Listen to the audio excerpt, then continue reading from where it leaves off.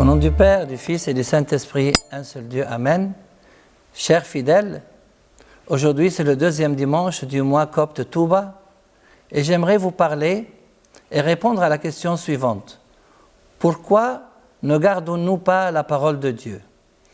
Comme introduction, dans l'évangile d'aujourd'hui, tandis que notre Seigneur Jésus parlait, une femme éleva la voix du milieu de la foule et lui dit « Heureux le ventre qui t'a porté et les seins qui t'ont allaité. » Mais il répondit « Heureux plutôt ceux qui écoutent la parole de Dieu et qui la gardent. » La question à laquelle je souhaite, avec vous, trouver une réponse est la suivante. Qu'est-ce qui nous empêche et qu'est-ce qui nous aide à garder la parole de Dieu? Qu'est-ce qui nous empêche de garder la parole de Dieu? C'est la peur et le doute. La peur, dans l'évangile de l'office de l'encens du soir, Jésus obligea ses disciples à monter dans le bateau et à le précéder sur l'autre rive, pendant qu'il renverrait les foules. Et après avoir renvoyé les foules, il monta dans la montagne pour prier à l'écart. Le soir venu, il était là seul. La barque se trouvait déjà à plusieurs centaines de mètres de la terre. Elle était battue par les vagues, le vent étant contraire. Vers la fin de la nuit, il vint vers eux en marchant sur la mer. En le voyant marcher sur la mer, les disciples furent affolés.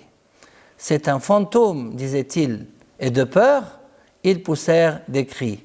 Mais aussitôt, Jésus leur parla, « Confiance, c'est moi, n'ayez pas peur. » Quant au doute, dans le même évangile de l'office de l'encens du soir, s'adressant à lui, Pierre lui dit, « Seigneur, si c'est bien toi, ordonne-moi de venir vers toi sur les eaux. » « Viens, dit-il.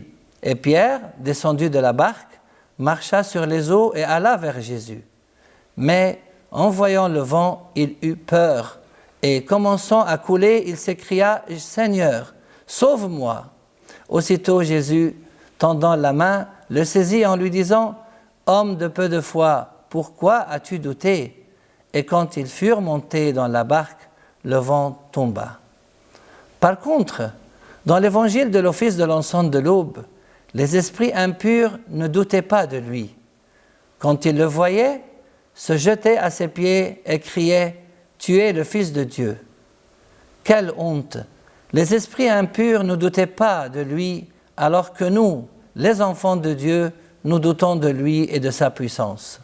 Malheureusement, chers frères et sœurs, la peur et le doute sont devenus certains des phénomènes les plus dangereux de notre société, y compris chez les gens les plus civilisés. Peur de l'avenir, doute de l'autre, etc. Qu'est-ce qui nous aide à garder la parole de Dieu? D'abord, la foi agissant par l'amour, puis aimer en acte et dans la vérité, et finalement, livrer sa vie pour le nom de notre Seigneur Jésus.